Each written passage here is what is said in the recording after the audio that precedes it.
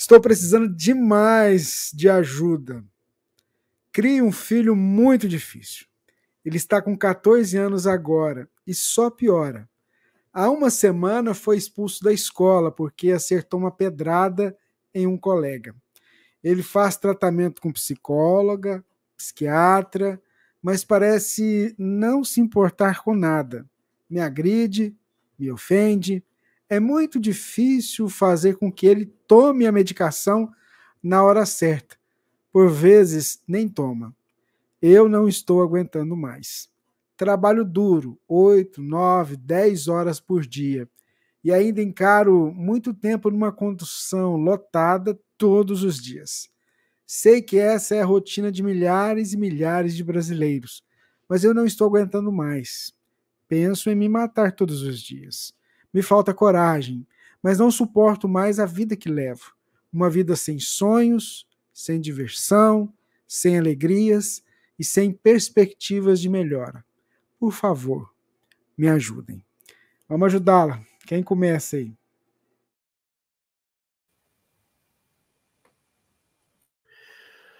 Bom,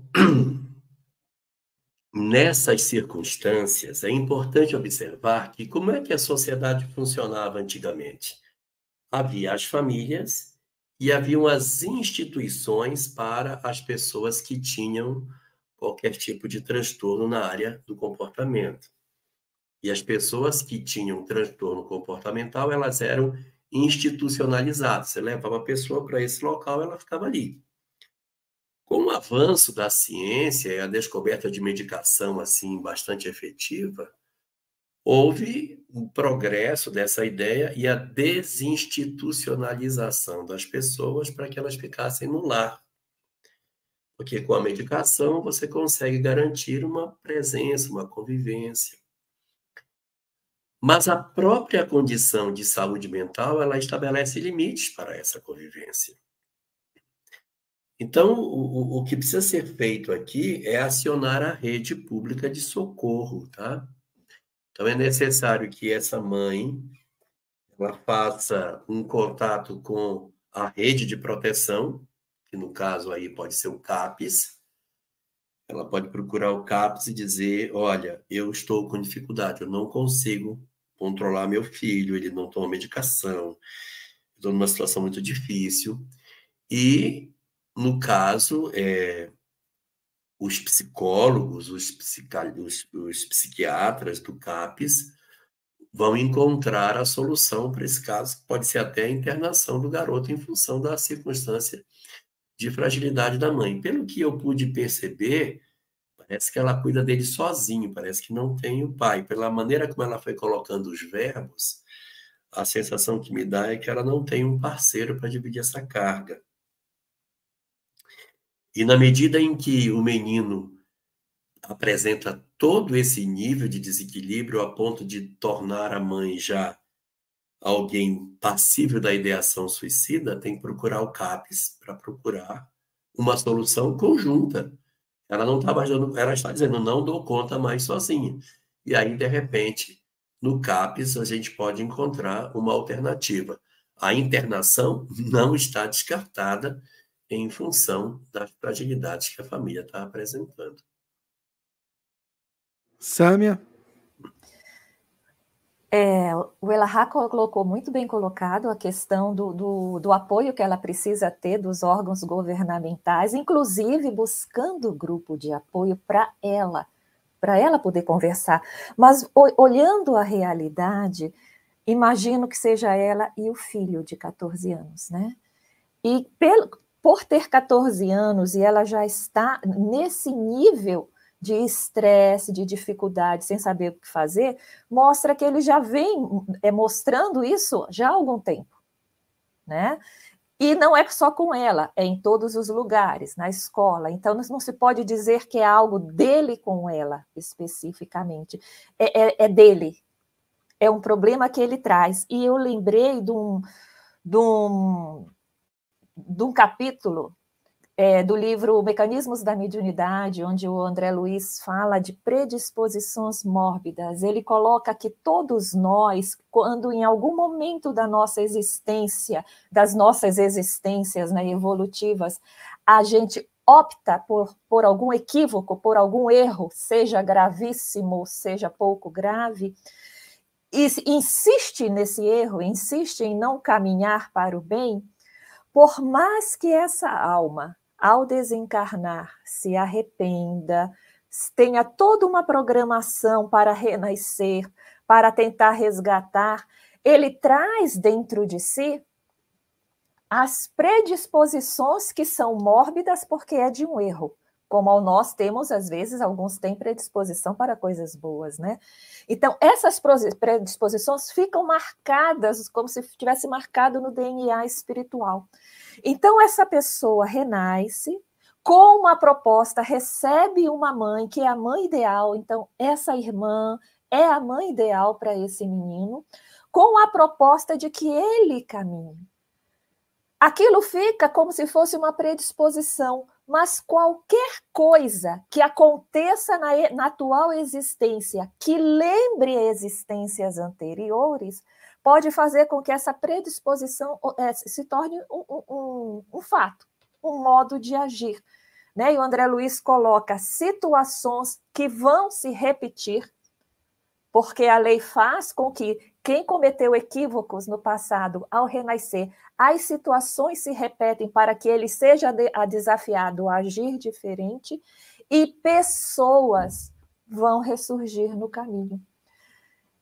E se a gente considerar que ele está em plena adolescência, quando a alma desperta, né? Então essas predisposições surgem muitas vezes dessa maneira, se tornando um desafio muito maior. Então, a solução que é dada por toda a espiritualidade, né? Joana de Ângeles também fala das marcas morais, ou seja, quem traz esse tipo de problema também traz dificuldades internas, transtornos, dificuldades psicológicas, né? Que ele está se tratando aí. A solução que é dada é uma só: a educação da alma, a condução da alma para que ela se ilumine. Ninguém arranca isso de dentro, a gente dissolve através da iluminação, da prática do bem, da oração e etc. Esse é o grande desafio dessa mãe, né? Talvez buscar apoio para programas de jovens, né? Ou no centro espírita, às vezes outras religiões têm esses programas de apoio a jovens, esporte, música, algo em que ele se sinta útil. Eu estou falando aqui do ideal, mas a gente imagina a dificuldade dessa mãe, mas pelo menos para tentar dar um norte e fazer com que ele amance essas predisposições, essa tendência a essa agressão, né? a essa insatisfação que ele tem com os ambientes, com a vida. Tá? Então, é uma dificuldade, sim. E não esquecer, evidentemente, o tratamento espiritual na casa espírita. O André Luiz, quando coloca isso, ele coloca que muitas vezes o problema dessa, eu vou chamar assim, não gosto de chamar, vou chamar dessa violência interior, né, que é jogar uma pedrada, desobedecer, ela é um processo anímico. Ela é um processo anímico, mas nós não podemos descartar que a obsessão pode surgir potencializando isso. Então, sim, a questão da oração no lar, diariamente nesses casos, do tratamento no centro espírita, são imprescindíveis também nesse momento. Quando a gente tem um filho adolescente difícil, uma das coisas que dói muito em nós é a pergunta: onde foi que eu errei? E geralmente os pais puxam para si a razão pela qual seus filhos apresentam determinadas condutas. E hoje, cada vez mais, a gente vem percebendo que, em muitos casos, isso não é exatamente motivado pelos pais. É claro que a gente vai ter muitas circunstâncias que os pais estão por trás dessas incidências. Mas você vai ter muitos casos de desarranjo emocional, meninos que trazem desequilíbrios de diversas ordens na faixa dos transtornos psicóticos ou neuróticos, justificando determinadas condutas indesejáveis. Então, para essa mãe, eu gostaria de dizer a ela que ela não agasalhe dentro de si a sensação de que ela é a culpada. E um sentimento que decorre desse primeiro é: eu não tenho a obrigação de curá-lo. Porque, na verdade, a gente às vezes toma sobre si essa responsabilidade. Eu vou consertar o outro. O que a gente vai fazer? A gente vai entregar ao outro o que a gente puder entregar para que ele se equilibre. Mas o outro também precisa se movimentar. Porque senão a gente fica naquela angústia: meu Deus, eu não consegui. Mas ele também precisa se mover. Então, para que a gente possa se fortalecer, a gente diz assim: eu farei o que estiver ao meu alcance, mas eu tenho que entender que ele tem o direito de ter a vida que ele quiser. Ele ainda é menor de idade, você responde legalmente por ele, mas quando ele alcançar 18 anos, você não tem mais responsabilidade legal sobre ele. Eu sei que uma pessoa de 18 anos é um menino ainda, é um garoto. A gente fala que é um homem, mas é um garoto. Mas as suas responsabilidades legais, elas terminam aí. E o fortalecimento nosso vem da condição de entender que eu, na condição de pai e de mãe, entregarei tudo que eu puder, farei tudo que eu puder, sem a expectativa de que eu seja o solucionador dos problemas que os outros possuem. Eu vou entregar tudo de mim, sem a expectativa de que eu consiga, de fato, salvar alguém. Eu vou dar tudo, sem esperar nada em troca. E aí, quando os 18 anos chegar, os laços legais vão permitir com que você se desatrele das histórias que ele possui e permita que você possa tomar uma decisão até mais dura com relação a isso, permitindo que ele tenha uma vida absolutamente apartada da sua.